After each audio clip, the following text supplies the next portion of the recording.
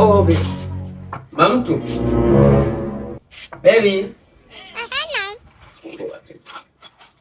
Mpenzi, shangazi wangu, njoo sasa. Uko poa? Mzima. Unajua mimi kila siku lazima nikusurprise. Na mambo. Wasaidia wazee kazi, unajua? Unajua watoto 2000 sasa hivi wanadate na wababa. Unajua kwa sababu gani? Kwa sababu wababa wananyoa vipara na wanatendea vipara.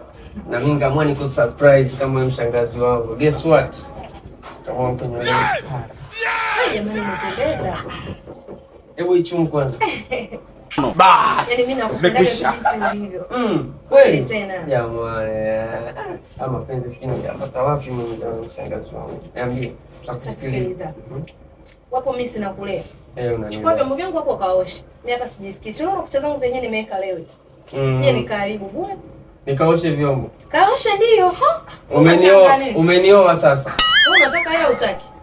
Yana nataka lakini sasa nioshe vyombo. Nataka kuna masharti yake. Wewe osha vyombo. Mimi siwezi nikaosha vyombo. Siwezi nikaosha vyombo. Wewe naye toka basi na kipara chako hapa. Unataka vya bure? Da.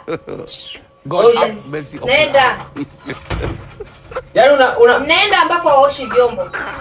Yaani unataka mimi nioshe vyombo nyumbani kwako?